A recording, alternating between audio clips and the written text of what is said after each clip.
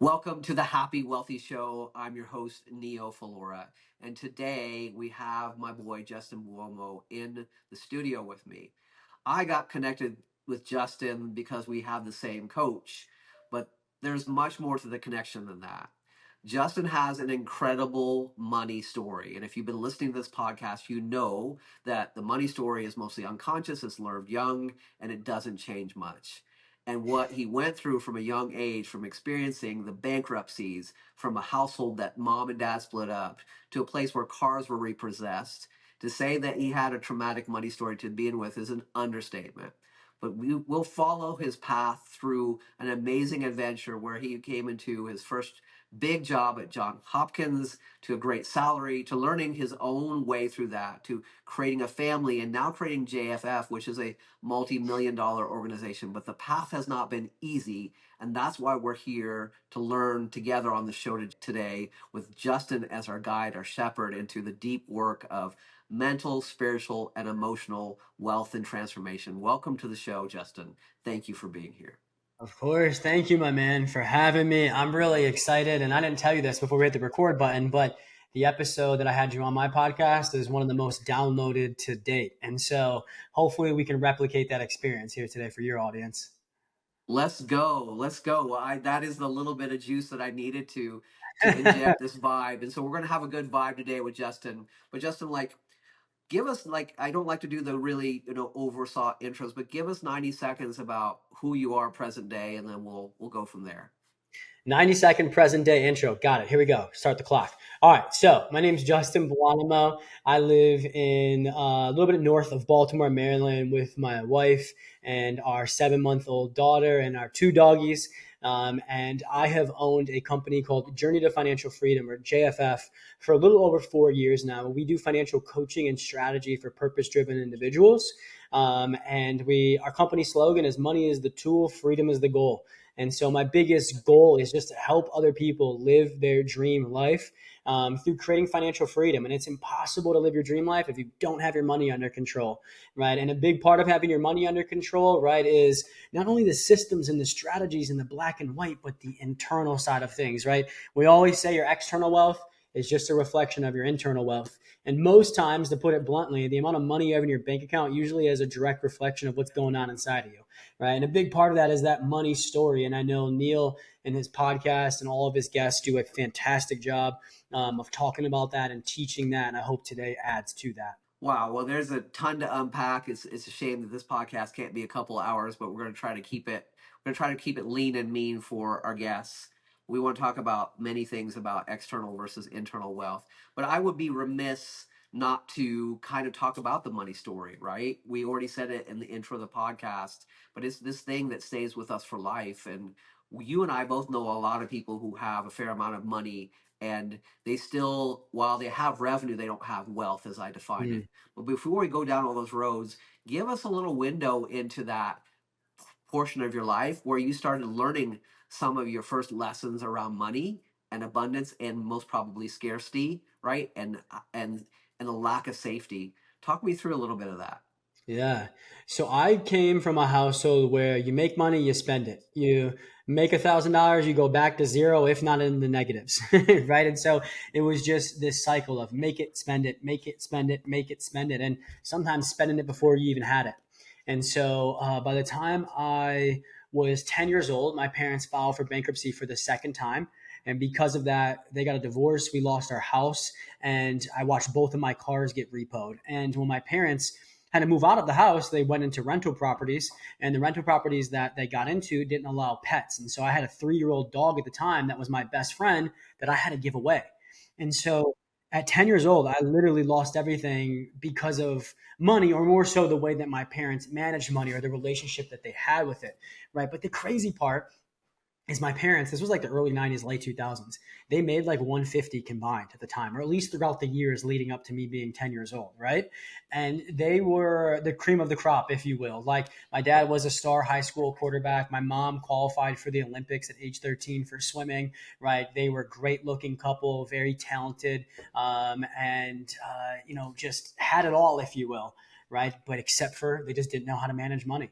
And that really showed. And really, they spent money, particularly my dad, in a way. that was very egotistical, if you will, right? Like he thought that he gained his acceptance from other people through accolades, accomplishments, and achievements. And the biggest way that he could show those accolades, accomplishments, and achievements was through purchasing things with money, right? And so for some reason, his money story had to do with him gaining other people's love through those accolades, accomplishments, and achievements. And it kind of went into my money story, which I'm sure we'll get into here in a little bit. And that was proven. Actually, let's get into it now. That was proven when I turned 18. I was telling Neal before we hit the record button, that when I was 13, I got hit by a car, and I got a settlement for $80,000 that came to me when I was 18. And this was my money. It wasn't my parents' money, it wasn't the lawyer's money. Nobody could tell me what to do with this money. It literally got, the day I turned 18, it got direct deposited right into my checking account.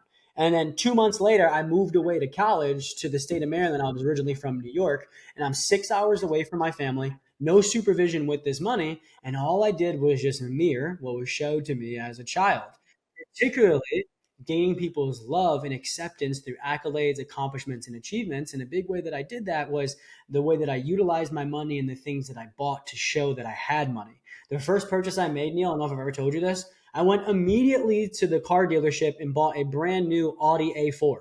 Right, it's paid cash for it. Right, paid cash for this thing. Put black rims on it. Put the black tint on it. Put red calipers on it, and like half my money was gone almost immediately. Right, Wow. and so, like I said before we hit the record button, it would be a compliment to say that I blew that money. Right, just the way that I spent it over the next 2.5 years, and it was completely gone. I learned a lot of things which we can get into, but really, all that happens when we gain money, right, one day as adults, unless we make a conscious effort to reset our subconscious set point, all we're going to do is just mirror what we saw as children. Man, I mean, we didn't plan any of this, but this is exactly the stuff that I lean into on a daily basis when we talk Mm, about people's money story, right? That it is mostly unconscious. I mean, if 33% of people making $250,000 a year, which by the way is 93% better than most Americans, are still living paycheck to paycheck. crazy. Their money is a big story. It's a learned habit. So this is one of the things I lean into when I even do a money meditation, money visualization, and I ask people, what is your first experience of money?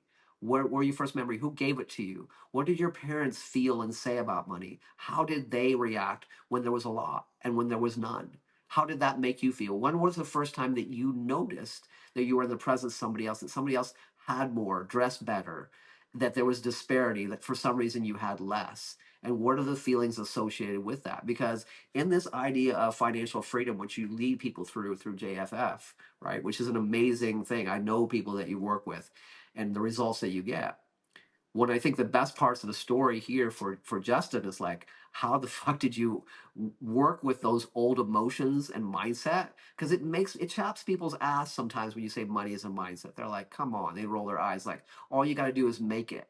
But you just showed, and I've worked with those people that in 9 months they have some big windfall, and then in 5 months later they're standing at the edge of their balcony, true story, thinking that they should jump because it didn't solve anything that they really need to work on. So we're not rejecting money here. Let's just be clear about Justin and I. We love money. It's Yep. a great thing. He used to have an ATM, and I loved his following his stories about what that taught him as well. So we're not rejecting it, but what we are saying definitely is that if you don't get a handle on the inner work, Yeah. it's never gonna be enough until you are, right? And I Mm, think that's one of the lessons that we all learn in this money game. So the other thing that I'd like to say that I'd like to talk about next is the optics. You fell into it as well, right? And I say that there's kind of three levels of the way in which I talk about money emotional quotient. How we buy anything gives us an understanding of our relationship to money. And the lowest tier is rich. That's optics. The next tier up is actually revenue. Those are assets. And then the top tier is bought from desire and understanding what desire is, but that is wealth and that's for fulfillment. But it sounds like you were at the optics level, and it sounds like your parents kind of fell into the optics. So can we talk a little bit about the pitfalls and the lessons of being in the optics? yeah, absolutely. And so, again, I'm going to reiterate what I said in the beginning, where like I found with my own story that my ego thinks rejection is death, right? And your ego will do anything it can to avoid death. And so my version of death is rejection, right? And so my whole life I just tried to do things to get accepted by other people, right? And a big part of that was, looking back, I'm a very thankfully accomplished human, with many things that I've done in life. And did I do a lot of those things for good reasons, for pure motives, right? 1,000%. But it's also true at the same time that I did a lot of those things to gain the acceptance of other people, to gain the love of other people, because I thought my accolades, accomplishments, and achievements were going to gain the acceptance and love of other people. And if that was the case, I wasn't going to be rejected, right? AKA Mhm. avoid death. And so, when it came to money, I did the same thing, right? And even this house that I'm sitting in right now, I'm very proud of it, right? I bought a multi-million-dollar house in a gated community at 30 years old, and I just turned 30, right? And it was a huge accomplishment. Like the average age in this neighborhood is like 50 something, right? But this was a couple of years back, and did I do it for some good reasons? 1,000%. But did I also do it to gain the acceptance of other people, to look cool to other people, to gain the love of other people? 1,000%. And so I use the optics as acceptance to avoid rejection, which my ego thinks is death. Right. And so, what I found throughout my journey is two things can be true at once. Right. And so I will use JFF as an example. Okay. Right. Did I create JFF to change thousands of lives and help other people? 1,000%. Right. But did I also create it to make millions of dollars to go back to my dad and say, hey, dad, is it finally enough? Do you love me now? 1,000%. Right. Oof. Because growing up with my dad, it was never enough. It was never enough. Right. Every time I came off the sports field, if I had a near perfect game, we were always harping on the mistake that I made. Right. I never got a good game. I never, it just felt like no matter what I did, it just wasn't enough for him. Right. And then the little couple of times that I felt like I got acceptance from him, I got love from him, I got praise from him, was when I did things that were drastically crazy in accomplishments and or overcoming adversity. Right. It's like I had to, so I still find myself creating chaos and adversity so I can overcome that to get praise from people in my life. Right. And so, when I had a great job at Hopkins, it just felt like it wasn't enough for my dad. I'm like, Dad, I'm a senior leader at Johns Hopkins Medicine at 26 years old, right? I'm overseeing thousands of doctors at 27 years old, right? And it just felt like that wasn't enough for him. And so, again, did I create JFF to impact thousands of lives? 1,000%. But I realized two things can be true at once. And that other thing that was true was I wanted to make millions of dollars to go back to him and say, Dad, is it finally enough? Do you finally love me? I'd like people to listen to that and really, at this moment, listen to the words that coming out of Justin's mouth, right? And that he's been at all extremes, and there's nobody that can deny. I mean, empirically, you created success, you created a velocity, and everybody's going to go how. But it wasn't. It's never what you're doing; it's how you're doing it, right? It's spiritual, mental, emotional come from. And when you watch your social media channel, that's why I connected with you, because I'm like, this dude is talking about finance. He's talking about hard numbers. We're not talking about fluff here. Right? And he's saying that the path to that is going in, is a relationship with whatever your sense of what's bigger than you. All of those things. That is so stirring. And what I will say is, like, for me personally, I did not know this, but typical Indian high achieving family, right? Got into medical school early, all those things that I did, right? But it was never enough either. And I'd just like to dive into this thing that men have, especially men. I remember sitting at a table. I don't want to name names, but it was some notable people, people might know, and we're sitting having a steak dinner, right? A bunch of guys, and we start getting into a conversation, and there's some little bit younger dudes sitting in the conversation, and they're like, if I'm not working, I feel like a piece of shit. We're getting all this agreement at the table, and I sat and listened for a little while, and I was just like, guys, I'm like, this is a dead end. I'm like, Mm-hmm. it's gonna go nowhere. It's gonna go nowhere. I know guys who've had multi-million-dollar exits and went into deep grief. I knew guys who were selling millions of dollars when I was back in corporate, right? Making killer money, living the life, the European trips and all that. And like, dude, go home. Justin, they couldn't go home. I'm like, you're done. You got your numbers. I'm like, they didn't know what to do. They're like, I'm like, your family. Like, I didn't even have kids at the time. Like, what about your family? And they're like, They're like, I just got to travel, and it becomes, there's no degrees of free there. There is no balance in life, but the real balance is, can I be compassionate dad? Can I be intimate lover? Can I be inspired leader? Can I be can I look at the financials?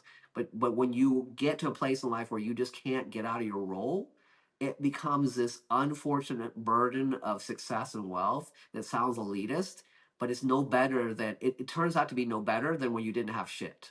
Right. Right. Agreed. Agreed. Yep. I love the quote, and you put me onto it. It's like it'll never be enough until you're enough. Yeah, yeah, 100%, 100%. So the thing is I think that is in your story that I like to highlight more is the mindset portion of this, because I think this is where we go wrong, is that we believe that if we just know better we can do better. Well, there's never been a time in human history where there's more freaking information. I mean, I've done it. I've found people that I wanted to coach with that I don't have $1 million to do, but I've watched every bit of their content, wrote down everything they said, wrote down questions that they would ask me and answer those. So the availability of information isn't the issue. So what do you believe, Justin? You've lived all these multiple archetypes. Why is it that people find making money is so difficult?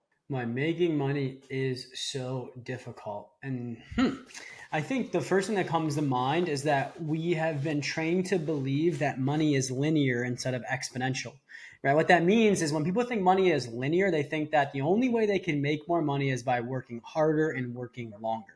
Right. And again, it's just what we saw when we were growing up, things that we were taught around money. But money is exponential, right? Which means that like you don't have to work harder and longer to make more money. You just have to learn how to provide as much value as you can to society, right? And kind of like you were saying, like it's one thing to know something, it's another thing to embody it. It's one thing to have something internal, it's another thing to put it out into the world. And so I always say you are paid into direct proportion to the value that you put out into this world, right? And so what I found is that income is just a byproduct of impact, right? And people pay for solutions. I always use this example with Amazon, right? Think about think about why Amazon Prime got so popular, because Americans are lazy and they're impatient. Right? They don't want to go out to the store to buy something and they don't want to wait long for it to be delivered. So Amazon Prime, a couple clicks of the button and it's at your doorstep in 2 days, right? It's solved a Yeah, major yeah, problem yeah. in I this just I world. just ordered a speaker for my drum set, right? And I could have gone to the local music store and gotten it, but Yeah, I'm just why? like, oh, it's like, why do that when I can just freaking click a button? And then all of a sudden I saw it was delayed till Thursday. It's not getting here today, and then I got my panties in a bunch a little bit about it. I'm like, whoa. Right, but it's the perfect point though of like why Amazon has become so successful and why it's $1 billion company is because outside of just not even just Prime, but they created so many solutions, world class solutions for huge problems in the world, right? And so I love the quote that says.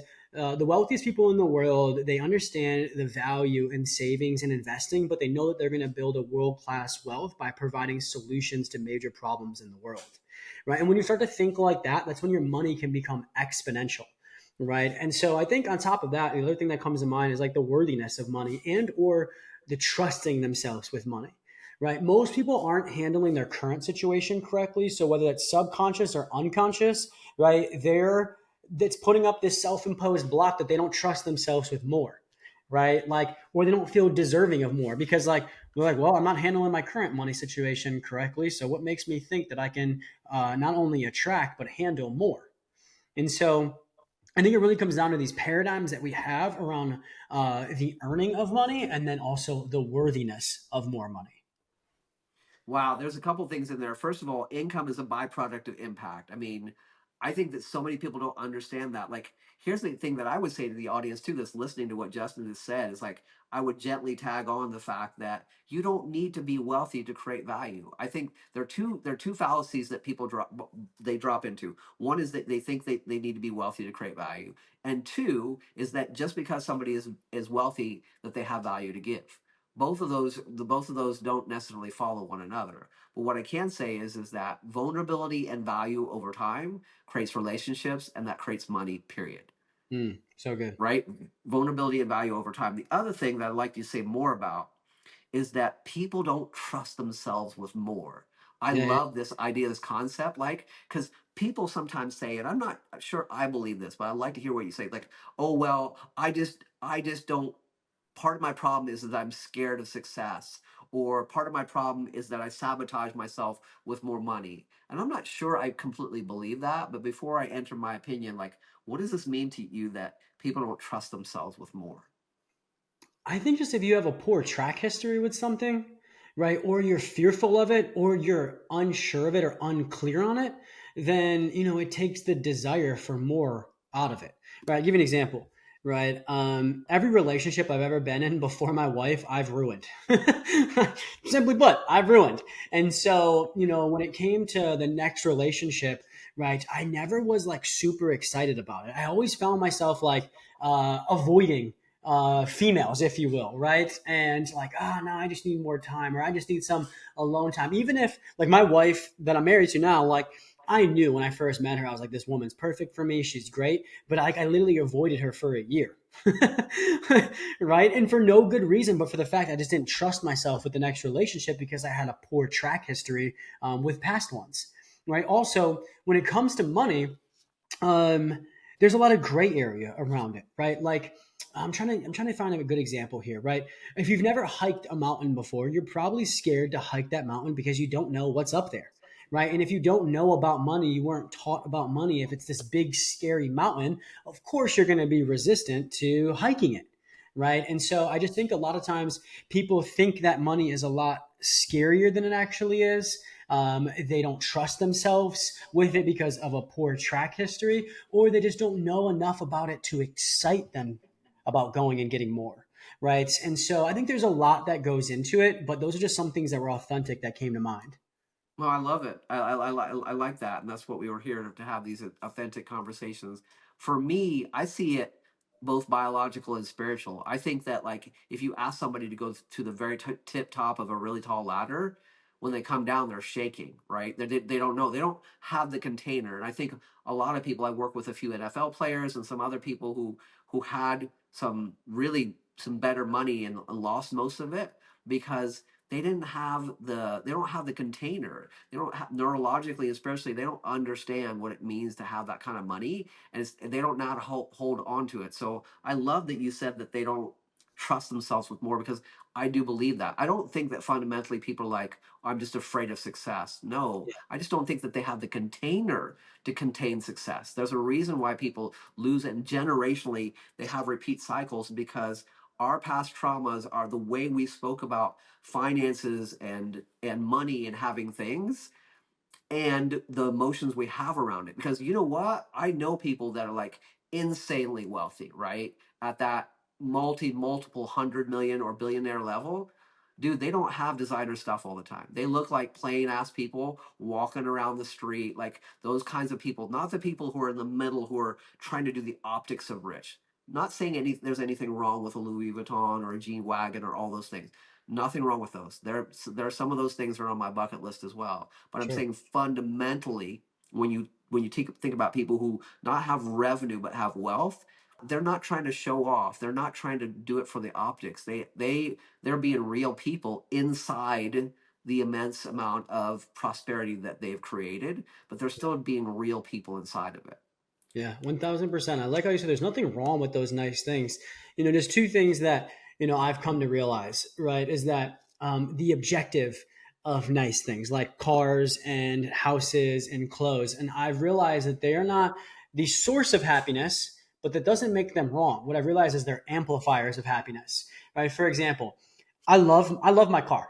Right, I got a BMW M Series, the peanut butter brown seats, the tech in it's awesome, right? And it makes me happy when I'm driving it. And when I get to the gym and I hop out, right, maybe happy for a minute or two after I hop out, but then that happiness, that short term acute happiness goes away.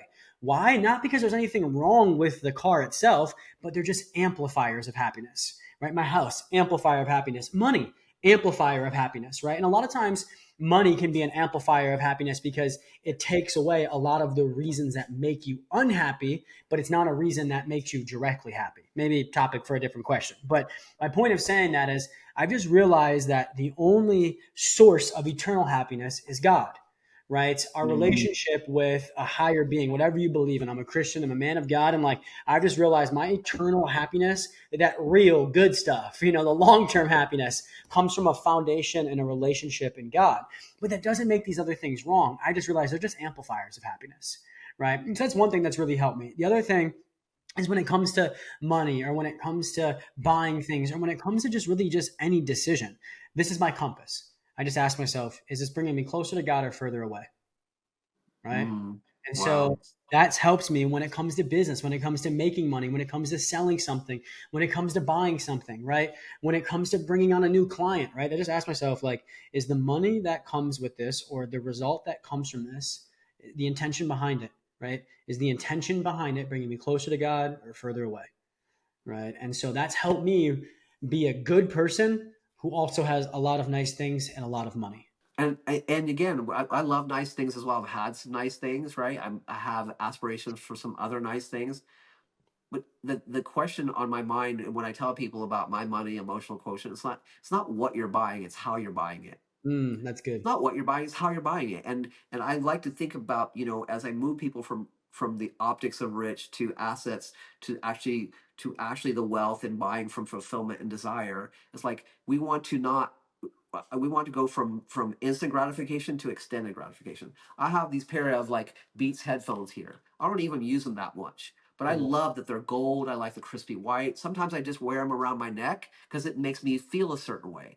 I don't have a bunch of pictures with it. I don't like not trying to show it. And this is not even that expensive. It's a cheap item. But my point is that that's the place that we want things that have extended gratification and understanding how to buy from desire. And desire in my world has four quadrants: it's earth, wind, fire, um, air, and water, right? And those are around, does it do something spiritually for me? Does it do something transformational for me? Does it have some groundedness? And I tell people, if you can get three of the quadrants of desire, then buy it. It doesn't matter what it is, but make sure that you're buying it from that deep sense of fulfillment. I have an Audi that I've had for years now, but I've kept it. Honestly, I used to get a new car every 3 years because I still love the way I feel when I get in it. I love the way it zips around a corner, and it's good enough for me right now, right? I don't want to drop 300 grand. I could on a new car because I got other objectives right now.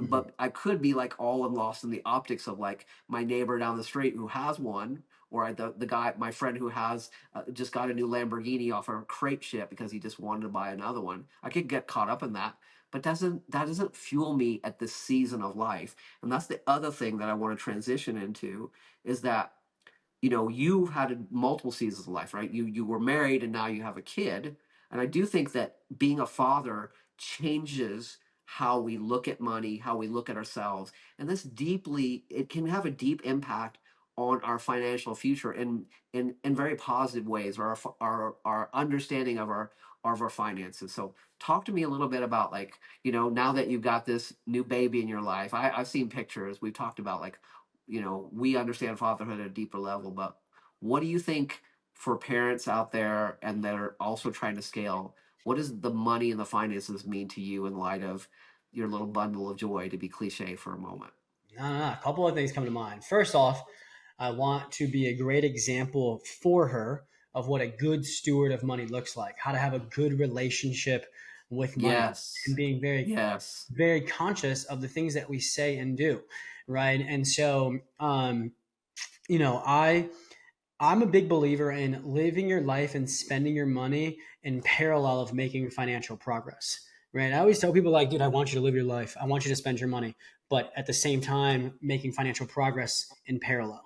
Right. And so, like, that balance where, like, or another way to put it is like, spend your money, live your life, but with some humility, right? With some humility, with some responsibility, right? And do the right things first, right? Lay strong foundations, whether that's objectively and emotionally, to then start to be able to live your life on top of that. And so, really, what I'm just saying here is, like, she's going to see a great example between my wife and I when it comes to, like, how to steward money correctly, right? How to talk about it, how to manage it, how to save it, how to grow it, how to invest it, and how to give it. Right. So that's the number one thing that comes up for me. The second thing is, it makes me want to be a little more responsible. Over the years, I've been a little risky with my money because, yes, I have solid foundations. I've got a bunch of money saved. I've got a strong skill set. I know I'm a very high earner, right? And can make back money if I lost it. But now, like, I'm like, huh, maybe I should just be a little bit more less risky just because I got a kid, at play now. But the last thing that comes to mind is simplicity, actually, right? So I want my life, I want more simplicity when it comes to not just my finances, but my life in totality, right? And so what I mean by that is I was listening to Ed Milet the other day on a podcast, and he was like, I just wish I had a little bit more simplicity now in my life. He's like, I always wanted the island. I wanted the jet. I wanted the multiple houses, the golf courses, the cars. He's like, those things are awesome. He's like, but every day I wake up, I now need to manage the jet. I now need to manage the island. I now need to deal with the complexities of multiple properties. And if I'm not dealing with it, I got to manage the people that are. And he's like, it's not that those things are bad. He's like, but I just wish I could wake up tomorrow morning and not have those complexities to manage and instead have that time to give to my family. Right. And so I want simplicity, right? Where I wake up tomorrow morning, like right now, my business model, having hundreds of clients, right? And having a team of 10, right, and a decent sized payroll and a decent size mortgage and card payments on the personal side of things. Well, I'm blessed to be able to cover them, right, each month and do it with ease. At the same time, I'm just like, do I need all these complexities? Right? I'm spending hours some weeks dealing with those things, managing those things, stewarding those things, and I'm like, I could just have this time back to go towards my family and go towards parenting and go towards being a 7-figure husband and dad instead of always constantly focused on being a 7-figure CEO. Right. And so I want simplicity moving forward so I can have that time back to go towards me being a dad and a husband. And that is really a quality of life choice that you're talking about here. It really is. And I thought about this. I never thought, because I've always been a good earner in corporate. We've done a bunch of different things from Ivy Spa to e-commerce, but I'm coming to a point now where it's like I'm not going to turn away opportunities, but I also like want to find a balance. Like, when is it enough, right? And what does it mean for my own peace of mind? They interviewed 12,000 CEO millionaires, and 95% of them still felt uncertain about their financial future or felt unwealthy, and it wasn't because of the money, but what it was exactly what you talked about, Justin, because you know what they said the best fucking time of their life was? They're like, most of them had a story where they're like, when I was in that apartment and I was eating pizza on the floor and I was trying to figure out what my next move was, those were good days. And I'm like, dude, you got a pool, you got cars, you're on boats, right? You're doing the things that most people want to do, but you're right. It's become very complex. And that's the thing that for me as a dad, I am constantly guarded, because my kids only want one thing. Yes, they have a way better life than I ever had, and they continue to have upticks all the time. But I was like, you know what? They just want my time. They want me. And so I am doing everything I can, as much as I can, to safeguard my presence, the present of my presence, right? For myself and for my family. And for me to just be able to go, you know what? If we're on a vacation, I wanted to sometimes be able to fucking just turn off my phone or put it on silent and not have the internal chatter of do one more thing, do one more thing, because that is a form of wealth erosion that most people don't factor into their overall wealth equation. 1,000%.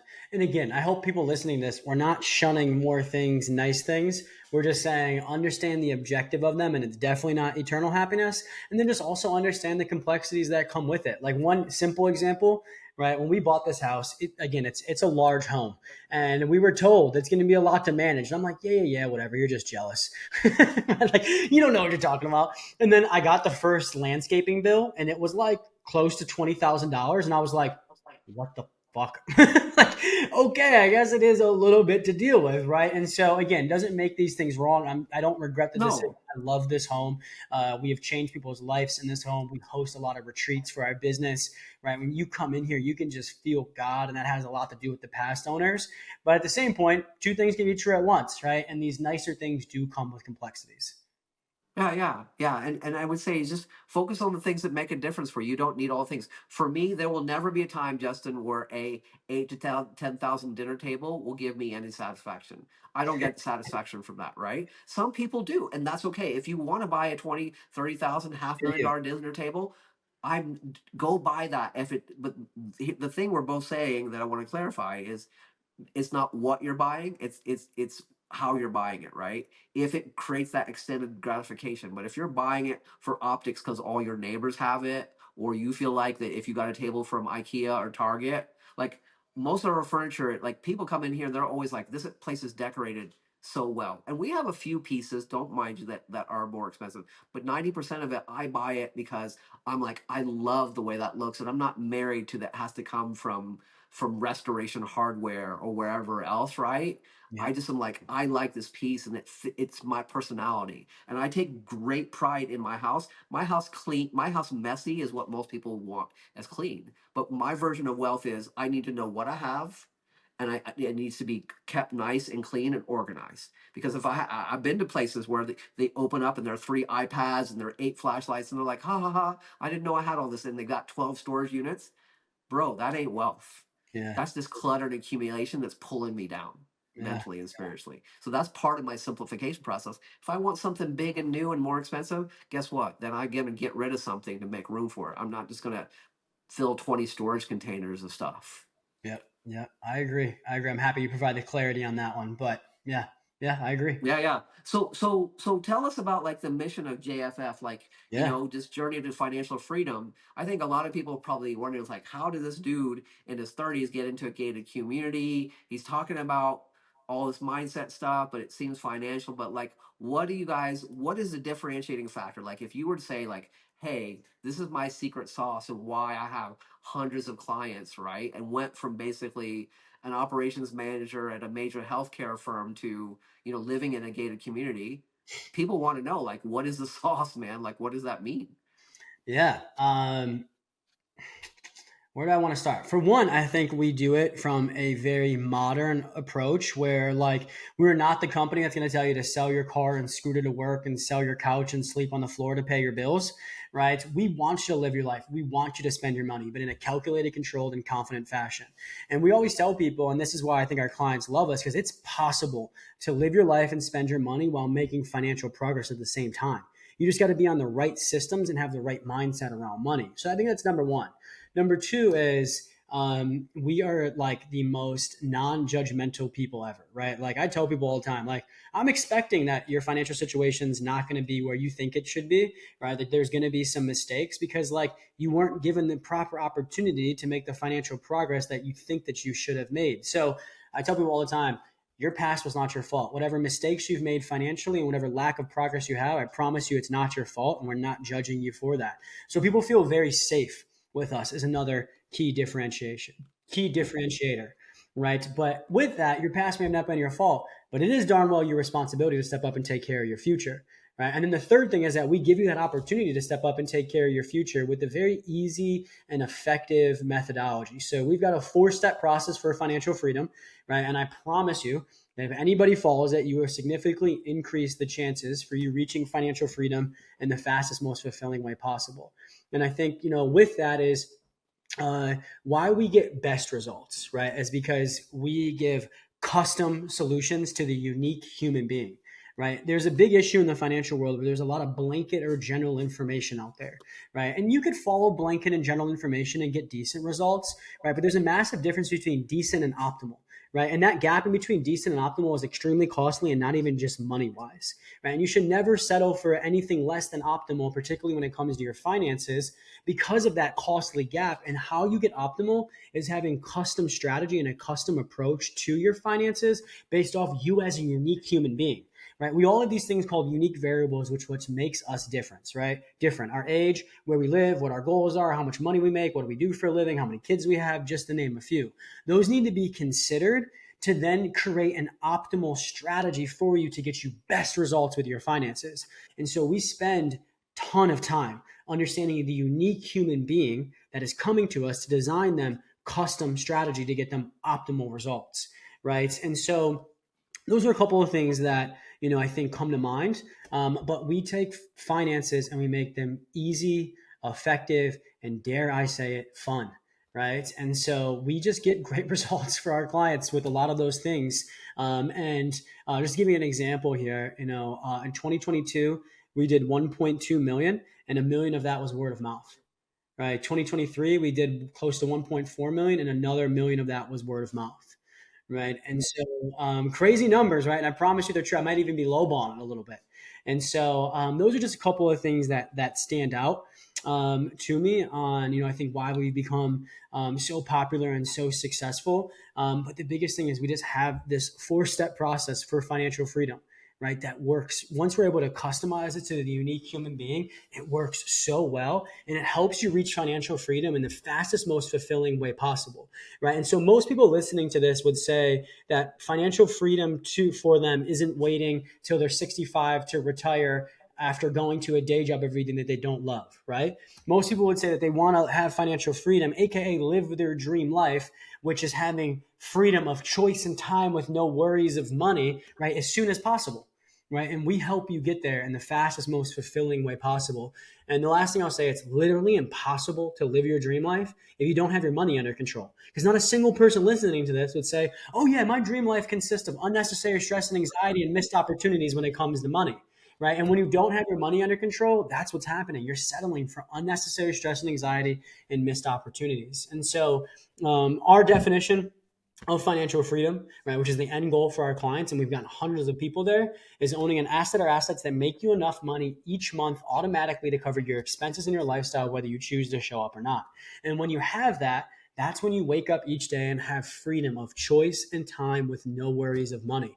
And so I promise you that is possible for you, right? And we end up being that bridge for people where they're right here in life, right? I'm holding my left hand out. They want to be here, which is my right hand, which is their dream life. And we end up being that bridge in between both of those destinations.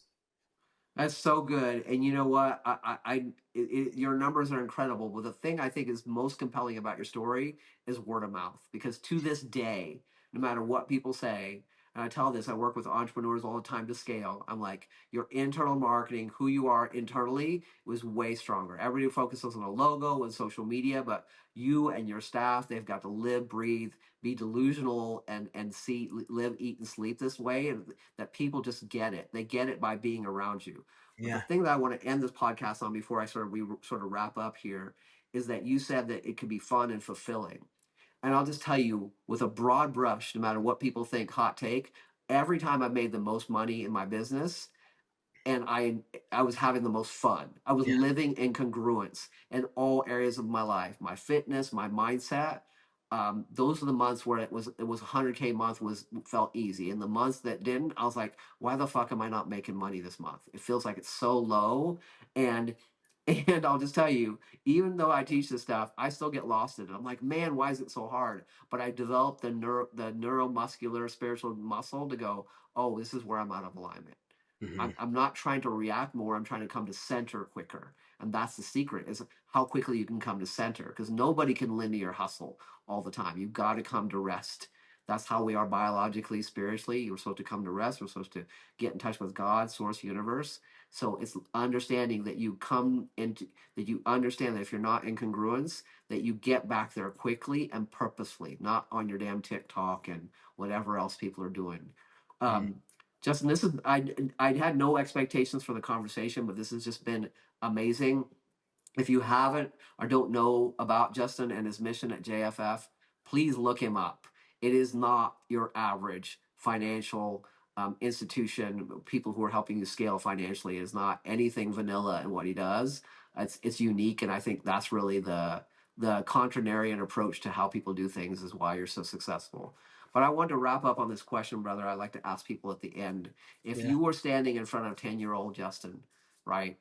Right now, where you are, what you know, what would you tell him? Like, well, what you have that 90 seconds to let him know something, the thing that he needs to know, right? At this point in his life, when things are crumbling around him and he's just trying to figure out his way.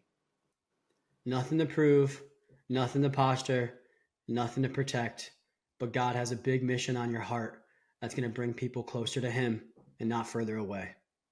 Wow, closer to him and not farther away. And with that, we will wrap it up. Justin, it's been amazing to have you today. I knew this would be very educational, entertaining, but more importantly, that people would get the frequency and the signature of who you really are. I just want to remind everybody who's listening to get in touch with Justin and to remember that the best part of being wealthy is to be happy.